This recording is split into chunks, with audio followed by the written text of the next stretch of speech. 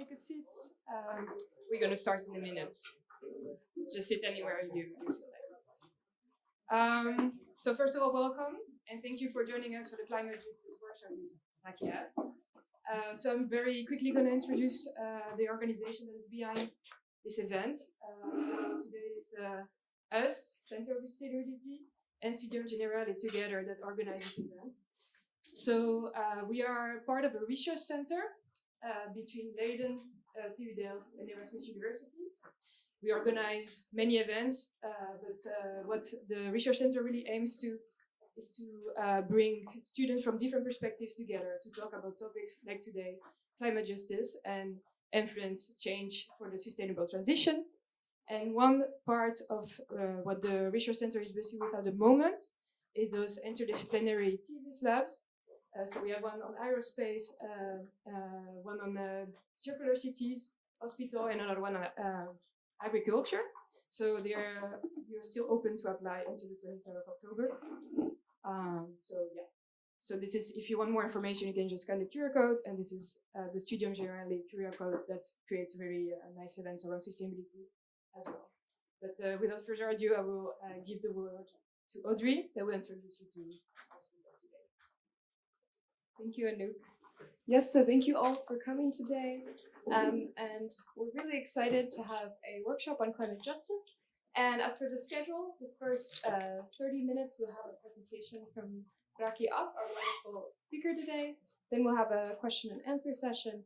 And then it will be followed by a workshop where you can choose a topic to discuss with your breakout group.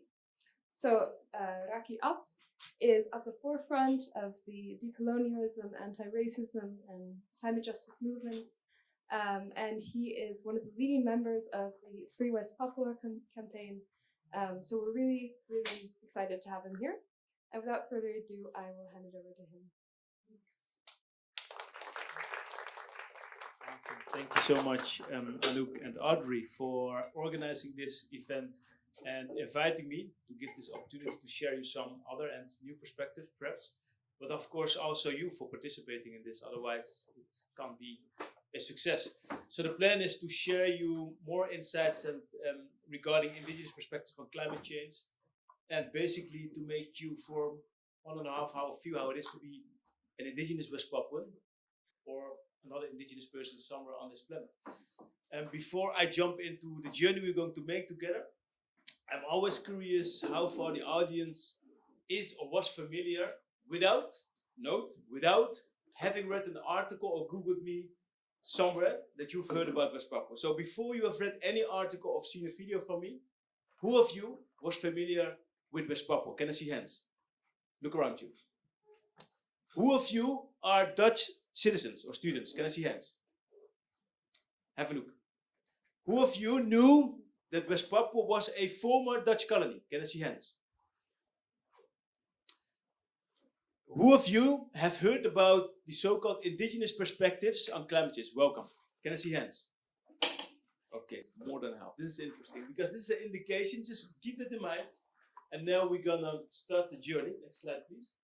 With this bullet point topics, I will start with saying a little bit more about myself.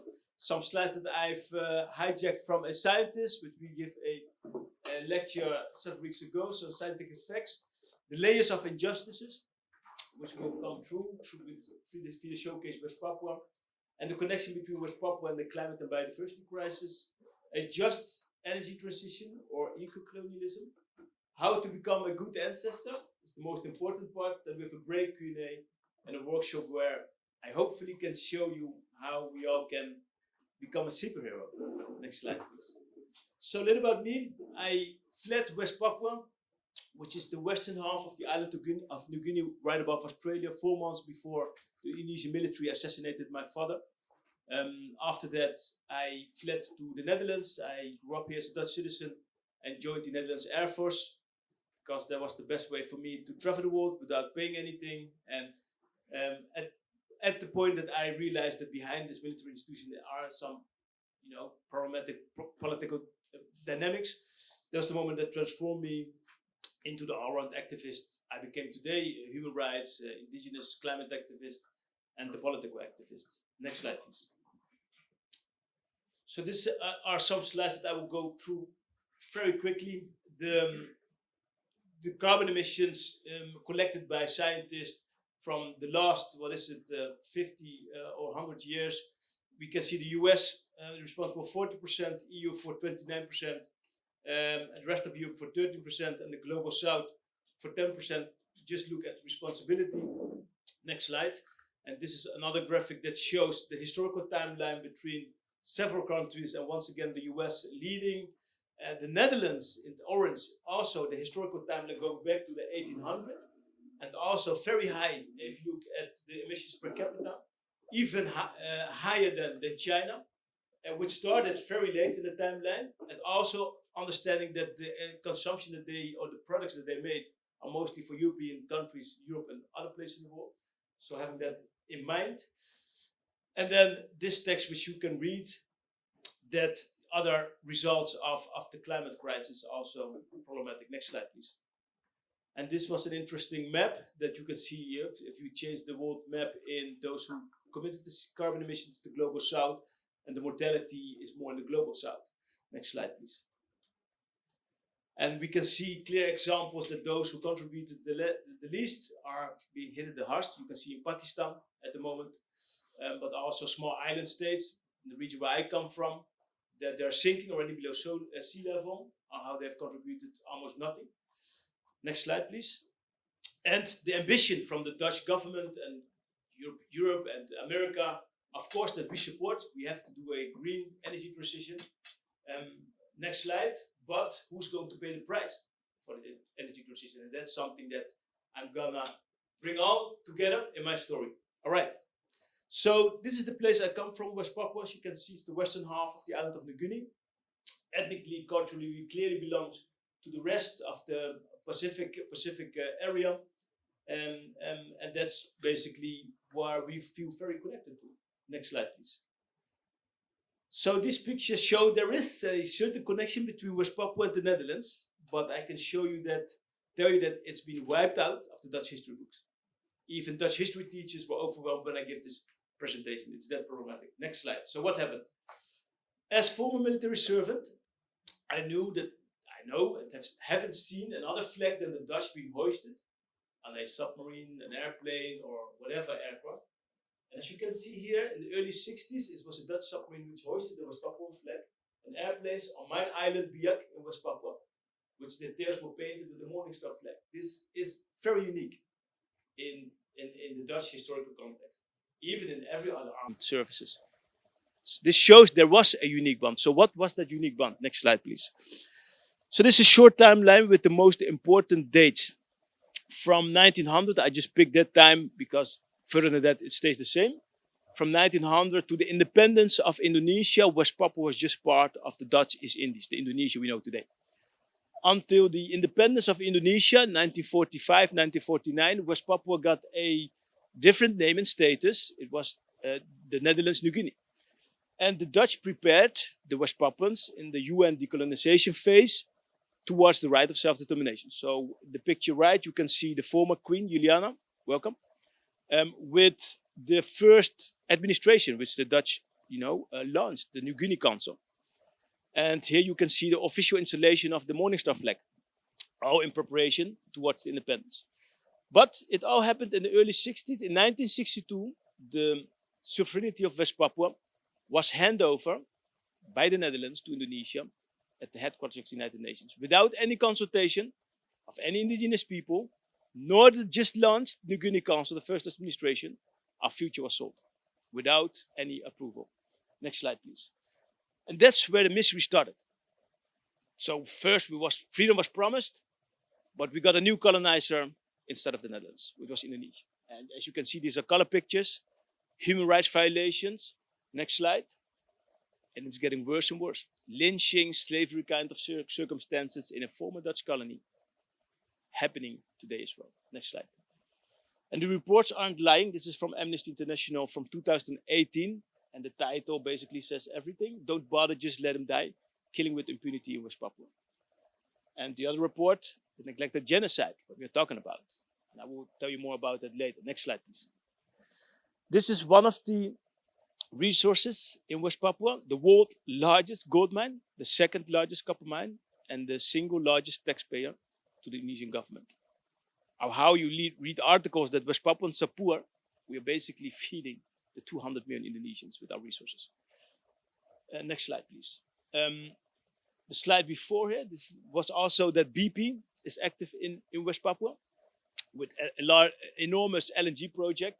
And as you can see in the article of Trouw, which says, there's some problematic, earthquakes in Groningen because of the gas fields over there. We support the Groningers. So this article saying, well, if we can't get gas from Groningen, perhaps West Papua would be an option. This is problematic. We are paying much higher prices than the Groningers. You understand the injustice which is happening here. So together with good friends, is right in the back there, Anne Lynn and Julia Joam and me, we wrote a contra article about that. And here you can see the deforestation happening because of the farmers in the Netherlands. They need soya for the cows, and they're the biggest deforestators in the Amazon because of the soya farms. Next slide, please. So, in a nutshell, 60 years of ongoing colonialism in a former Dutch colony. As you saw, a little bit of awareness, and it's not strange. I will tell you why it's understandable. It's not good, but it's understandable. And how capitalism, big corporations, getting interest free to do what they want at the expense of indigenous peoples, in this case in West Papua. Next slide, please. What is the role of institutions? This is a former professor, if I'm not wrong, of Technical University Delft. In an article he mentioned, without Dutch East Indies, Indonesia, Technical University Delft wasn't there. And the reason why is that they need new kind of engineers for such areas like Indonesia. So the realization of TU Delft and institutions and others are directly connected to colonization, in this case Indonesia. And you can amplify that. Why are certain institutions exist? And just you cannot wipe it out. Yeah, for their interest you can wipe it out, but it has a history. So understanding knowledge sharing in institutions to the current climate crisis is very, very relevant. Next slide, please. And if you compare this to the role of the media, luckily for our brothers and sisters in Ukraine, they got 24/7 new coverage since the war started there. Who of you have heard about West Papua the last 8 months?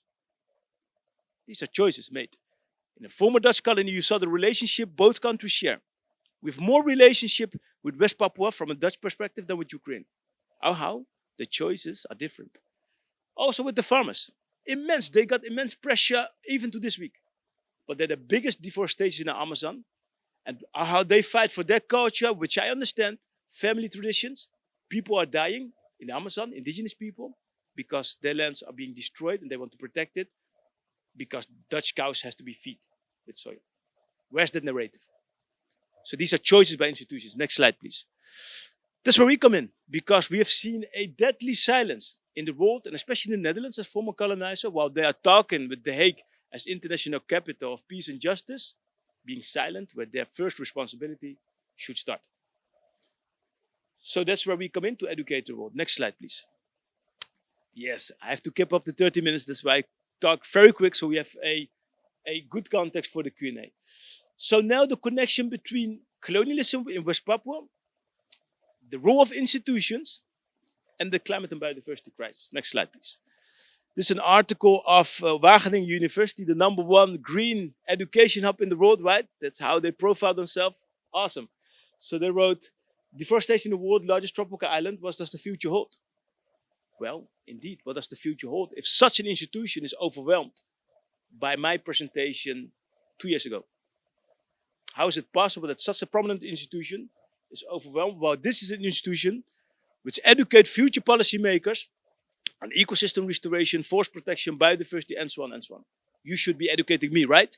That should the #1 educational system do. So this is a course that they gave, and they asked me to give a guest lecture as well, and they probably got a similar story like this. And the red line is, next slide please, the red line of the indigenous perspectives on climate change is this. One of the outcomes of the UNFCCC or the UNIPCC as well, is that they have shown that just 5% of world's population exists of indigenous peoples, such as the West Papuans. And that their way of life, namely the relationship and balance with nature and the environment, make sure that more than 80% of world's remaining biodiversity is still intact. It's their habitat, their house, it's their home. And at the same time, a research paper on motion of the Green Left, welcome, of the Green Left Party in the Netherlands, have shown that 96% of all deforestation in the world due to coal, mining, soya, palm oil, fossil fuel activities happening on the same indigenous lands. So if you put these two numbers next to each other, you as highly educated students must understand that 80% of world's remaining biodiversity in the hands of indigenous peoples, 96% of all deforestation happening on the same indigenous lands. The most obvious solution to prevent the further climate biodiversity crisis is to protect indigenous lives and rights. It's that simple. Next slide, please. So this is the bottom line. And if you zoom in to West Papua, the island of New Guinea, described as the world's largest tropical island, with the world's richest island flora and one of the most, if not the most, land and marine biodiversity hotspot in the world. Every environmental organization, climate change activist, Green Party member should know what is happening there, right? There should be logic in a climate emergency. But the reality is that everybody is overwhelmed by this story. How is it possible? Next slide, please. So the context from the Netherlands, colonial past and is relevant for those who really wanted to fight and tackle the climate and biodiversity crisis. And the Netherlands can play an important role, looking at the historical position, role in West Papua. Next slide, please. Because in the meantime, NGOs are estimating, showing reports that 100,000 to 500,000 West Papuans have been killed the last 60 years. That's 1/3 of my population. You saw the deadly silence in the media. We got an estimation of 5,000 Ukrainians dead today. It's 5,000 too much. They got 24/7 news coverage. But the genocide is not newsworthy. These are choices made. Media is still banned. From the moment Indonesia invaded West Papua, they didn't left. Media is still banned up to this day. NGOs are being banned. But for BP, extractive industries are more than welcome. These are choices, and this has been allowed by Western governments, the embassies in Jakarta, and the entire network of power structures. Biggest gold mine, second largest copper mine, third largest rainforest in the world.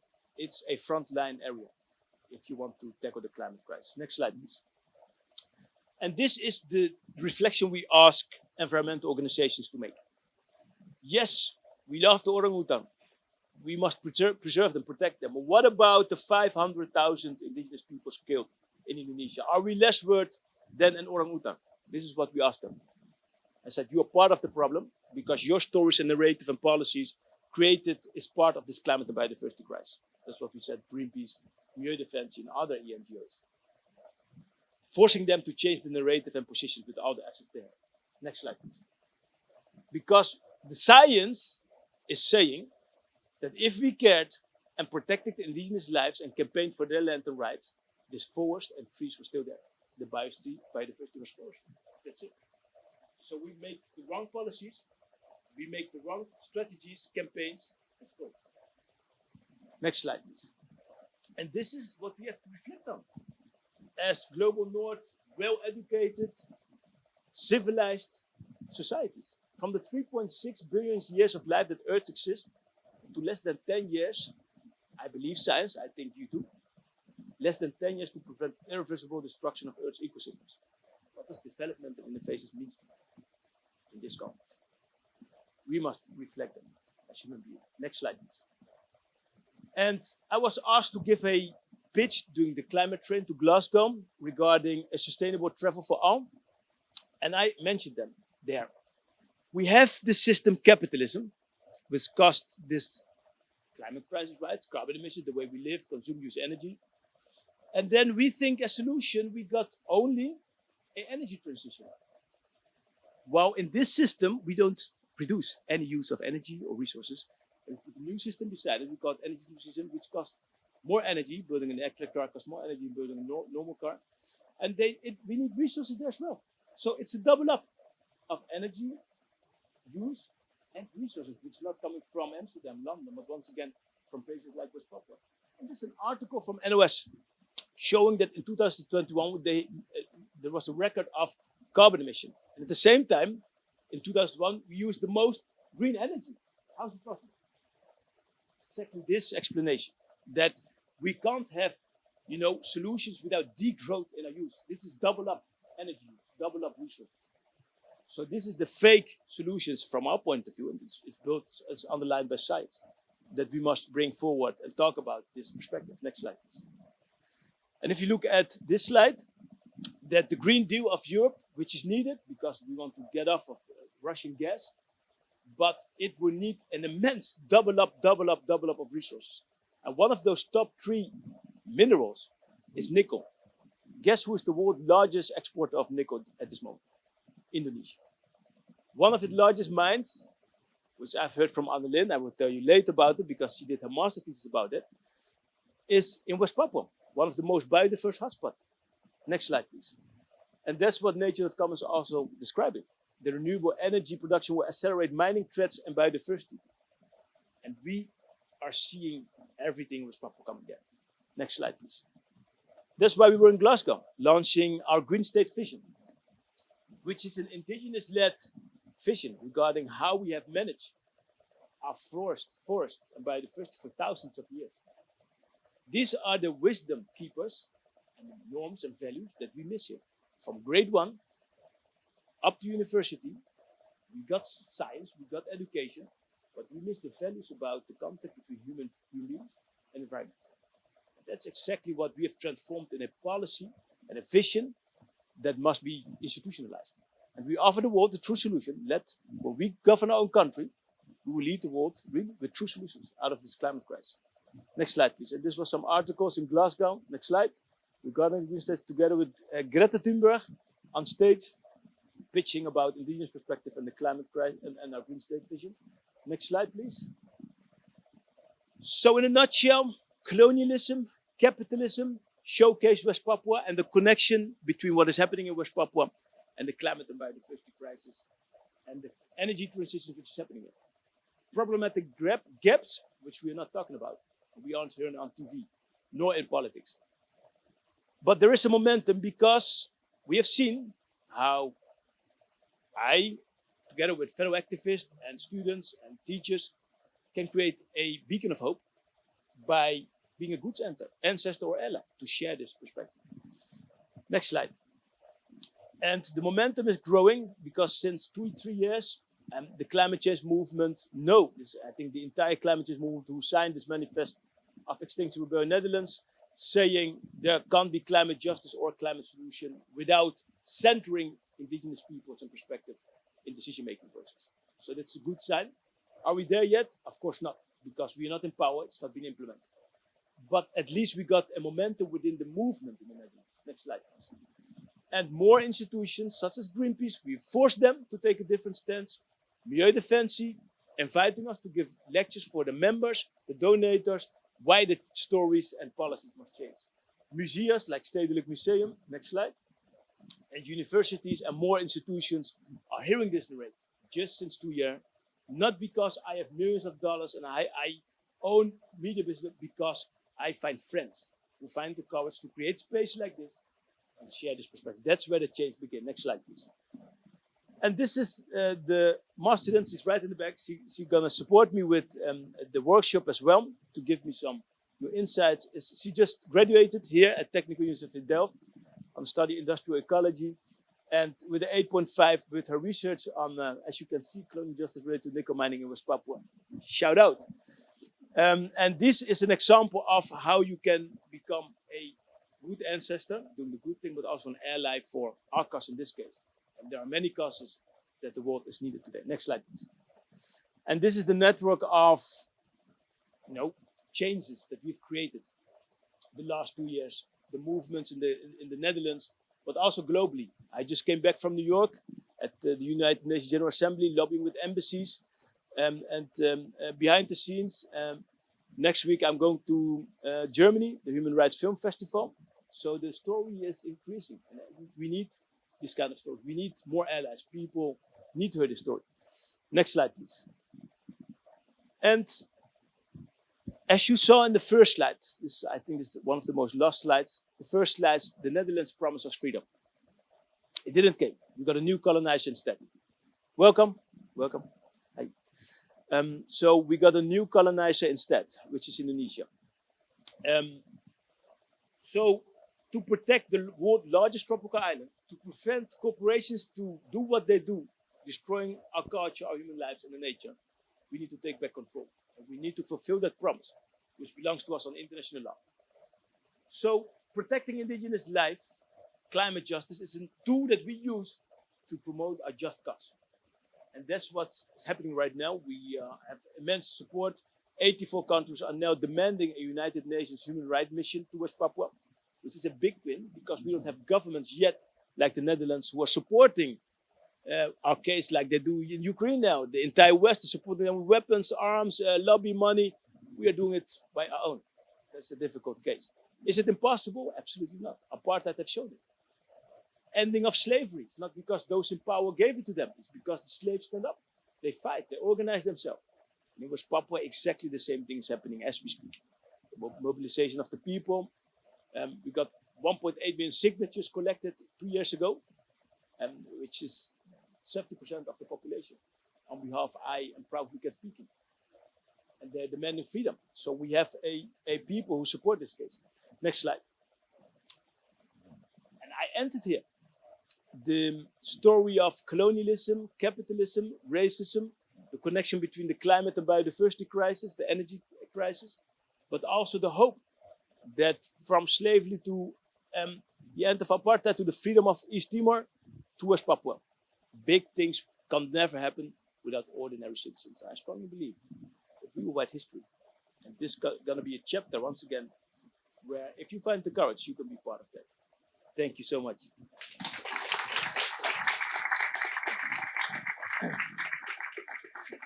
Exactly. Yeah, thank you so much, everybody, and thank you, Raki, for this presentation.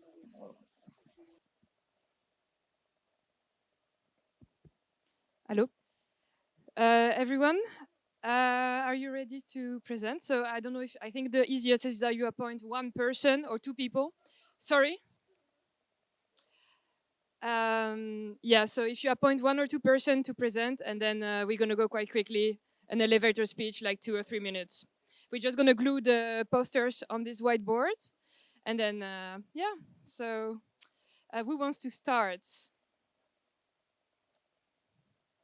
Maybe just the closest to us, if you feel, of course, comfortable with it.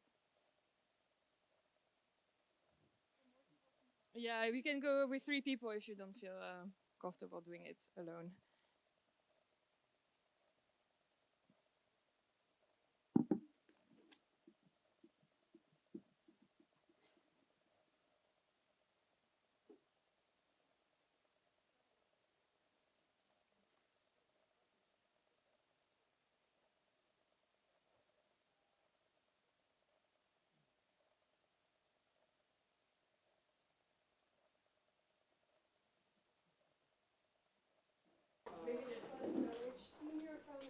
Of course, got the title.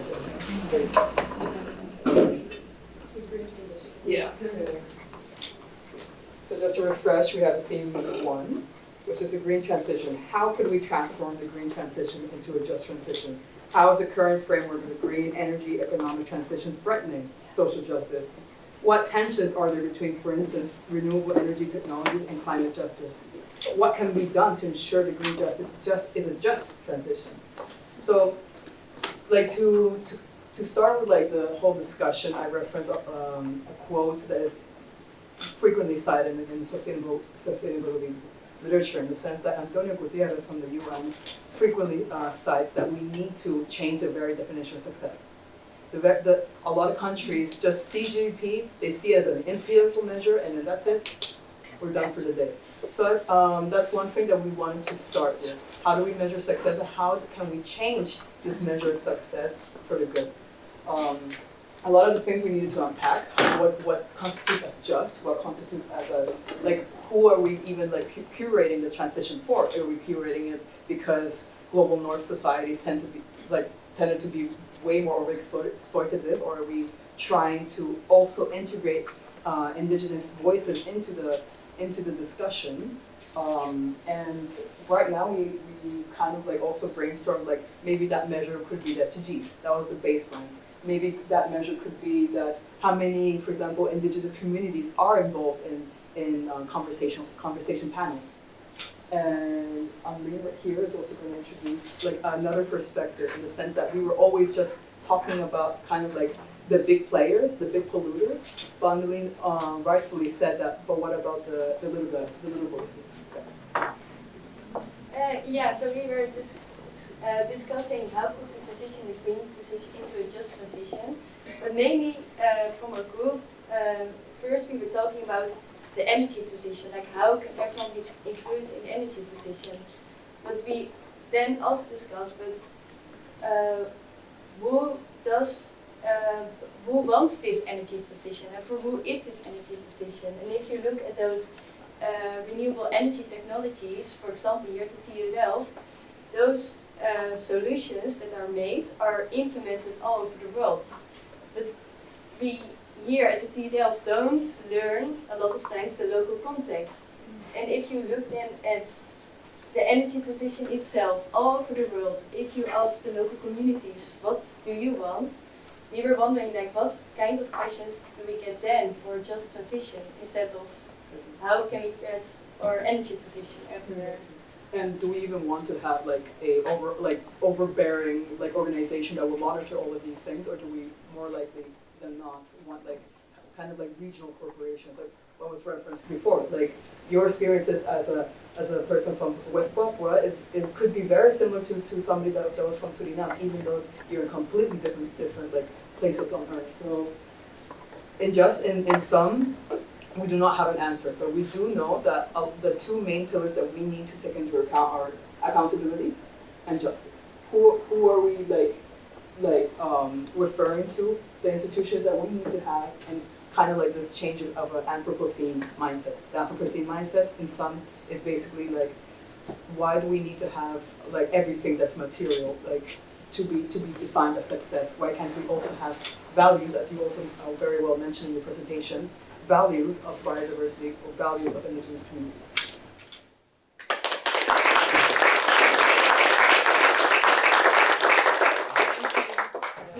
Thank you so much. Of course. Do we take this off? Well, thank you first of all for hosting this discussion next to you. We're starting the discussion on like you should invite people to the table because that's where the start is. Making sure that they're part of the discussion. We need to discuss over people's needs with people that have needs, and there was something like what table is this table we're talking about? Is it more, it's only policies, or it's also about technology, it's also about social needs, it's also about in a neighborhood just looking for another. And to sum it up, we thought about inclusion, what does it actually mean? We also need to think about like infrastructure to make things accessible for people. Thinking about, for instance, people from different parts of the world who might have like the resources as a person or the talents to provide solutions, but do not have the infrastructure to even use their talents to take part in this transition. So it's really also about creating infrastructures to make everybody part of this transition. So think about education, making sure people can reach one another, communication, media, openness, like that. And we also thought about like degrowth is also part of your story, and we really liked it. But it's also a story that, well, if you would say like the UN would be able to provide a law saying everybody should do degrowth, and we think about the UK leaving the EU because they felt like the EU was too pushy, maybe that's not the way, so the narrative could change. How does degrowth or the principles that indigenous communities use also actually benefit the needs of people who are now part of the global north? That people are looking for more reconnecting to nature.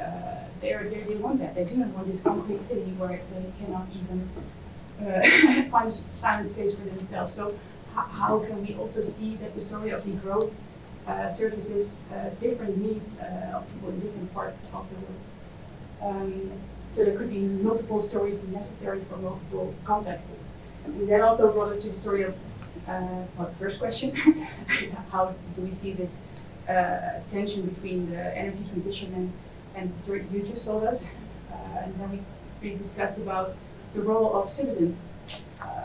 Well, too often they are like reduced to consumers, taxpayers, people who receive policies and resources. But we are, of course, way more than that. We are the best experts of our local context. We're the people who should have ownership over our own system, who know the best at what our neighbor needs, and we should be also focusing on reinstating that role as a citizen instead of a consumer. And also personally, I think it's a really great step to think about, like, sometimes we see like the current structures as walls, but they're not walls. We should break them down and also think about, we can talk about change, but we should really think about what can we do already in our own street, connecting to other people, making sure that we take ownership of what we can do, except for being part. So I think that's something. And well, then we had to stop, so that's it.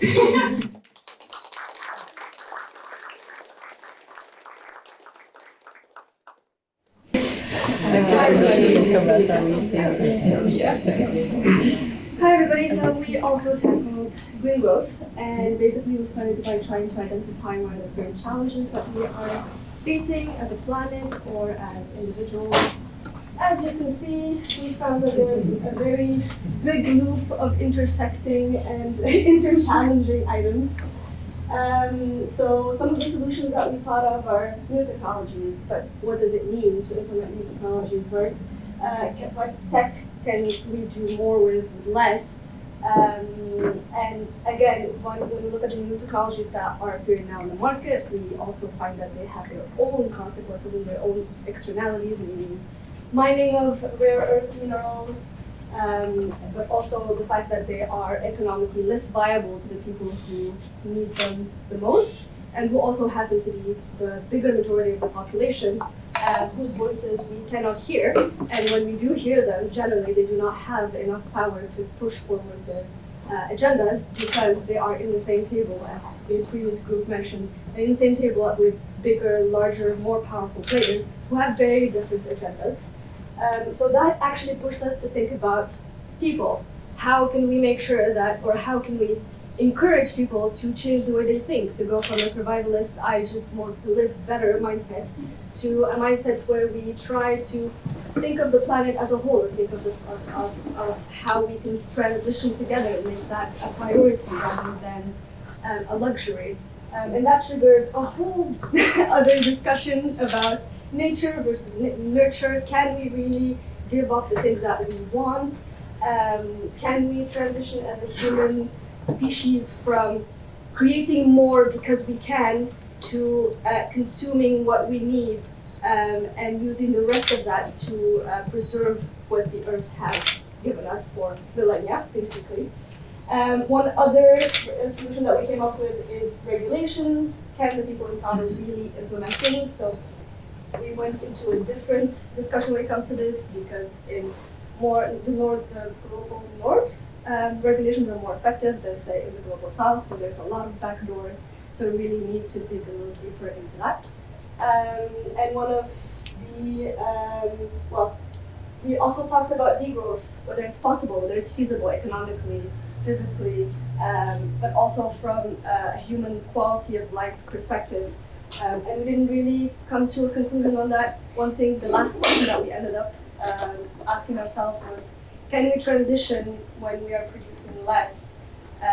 We all knew, well, most of us knew that in order to do the green transition, we actually need to put in a lot more energy to get those machines and those technologies manufactured, to get them operating.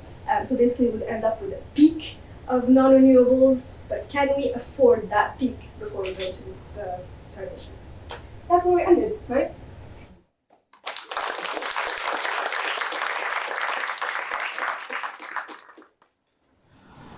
Really nice, thank you. And now we'll move on to theme 2, education.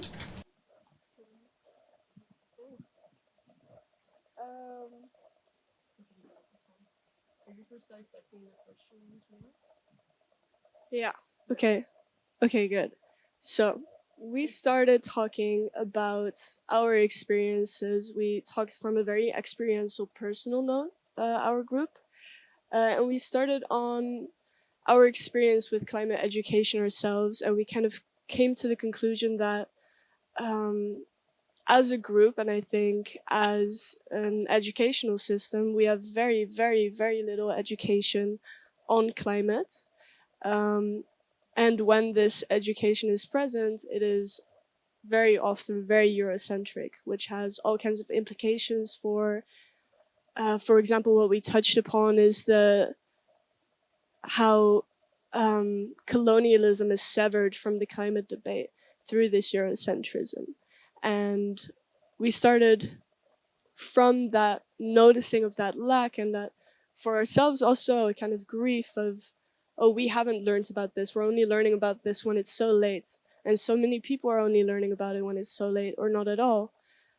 How critical it is and how it's possible that such an important topic has been completely overlooked in the system of education.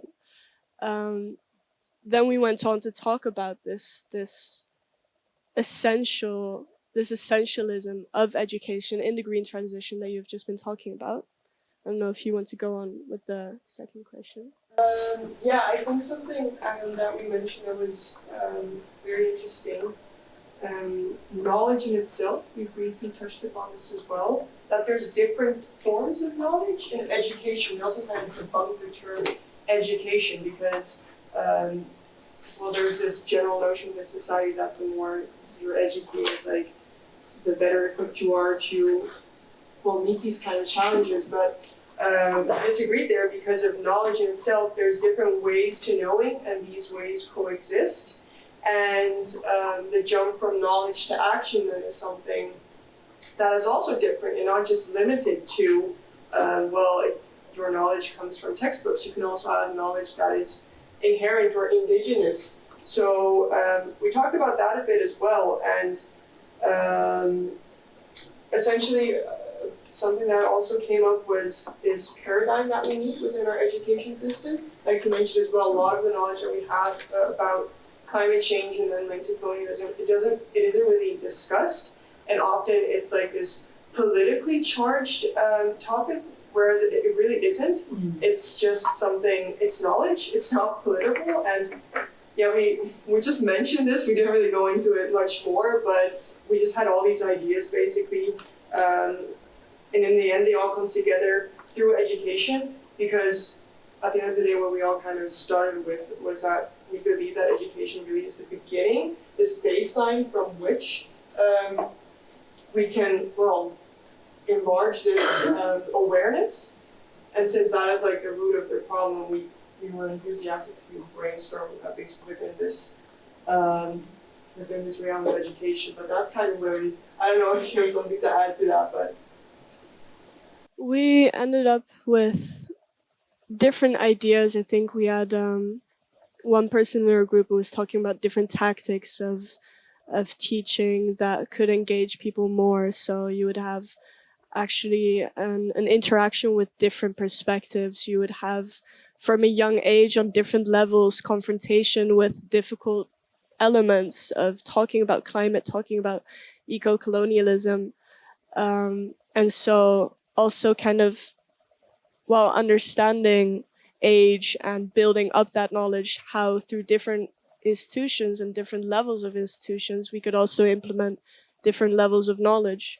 As you were saying, we talked about politics of climate education, that often climate education is viewed as something that shouldn't be in the curriculum because it's too political and it's too biased, and it's viewed as an indoctrination almost if a teacher talks about it.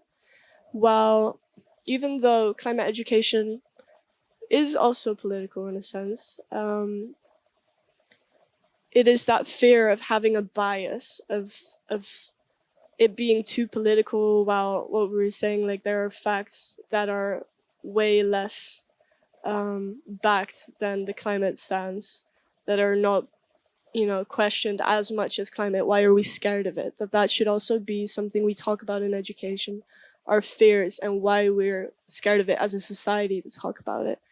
So then, of course, we talked about, yeah, how do we get away from that? Different perspectives, different knowledge, interdisciplinary. But it's a long conversation, of course, which is why we're all here. So I will end on that. Maybe. And accepting that it should be uncomfortable as well. Exactly. This discussion, I think that's something important. Yeah. Yeah, that's where we ended up.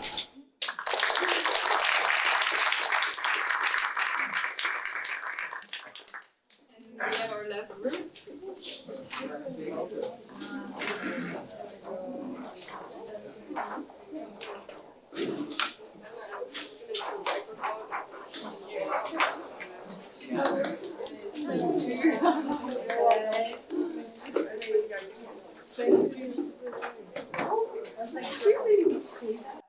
I don't know. Does it work actually? Okay. All right, yeah. So we dealt with the last question, how can you actively work to be climate justice ally in your personal life? And yeah, we discussed a lot of things you can do. We discussed a lot of concepts, but yeah, basically we found that it is all about your personal choices in your daily lives. And we think that the root mainly lies also linked to the education group in yourself. So starting with yourself, like being open to different perspectives, and also connected with this, reflecting your own perspectives and reflecting your own personal values. And with starting with this, you then can really think about, am I doing the things that I do because maybe other people say I should do it, or because like my surrounding society is doing it, or do I maybe want to really do what I think is just and is the right way to do.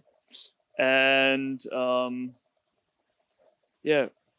as I said, we also had a lot of branches where you could do a personal choice in your life, like in your career, taking responsibility, in your daily lifestyle, what do you consume, how do you use things, how do you act with different people, how do you treat different people, or also in politics, it's also not necessarily a matter of what kind of personality you have. When you are more introverted, you can still have a make an impact with little steps like being engaged in petitions or in elections, and really rethink who are you supporting. And when you are more extroverted, maybe then you're probably more active, like also in demos or being here on stage. The personal choice is also linked to the evening today, because you all came here and made this choice to listen to a different perspective, and maybe also reconsider maybe what is your perspective, and maybe how can I use learnings from today and implement it. Can you add something to it? So to add, I think we also talked why we personally chosen this theme, and for us it's important to highlight that the changes started, with personal changes that you implement in your life to, create a whole to create a whole community which can implement changes at the bigger scale. You need to start with yourself. That's basically what we are saying. Yeah, I will just finalize in emphasizing on taking responsibility for change. Implies that one should be aware there's always a space for change, and maybe there's more the challenging thing, because you will bump up with, let's say, barriers that makes you think if it's even possible to take another path. But also requires a kind of confidence and trust that it's always possible to not only think differently, but also doing things differently, which in the end can guide your actual personal choices. Yeah.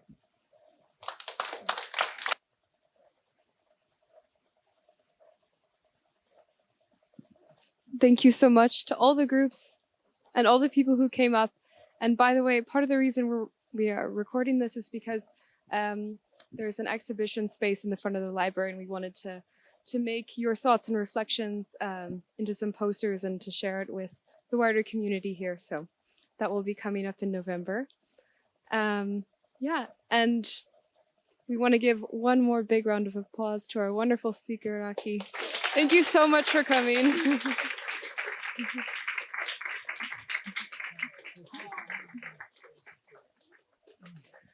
And thank you all for coming as well. We have some more drinks and snacks there, and you're welcome to pose your questions that couldn't get answered in these 1.5 hours and chat with each other and go on your way this evening. So thank you all.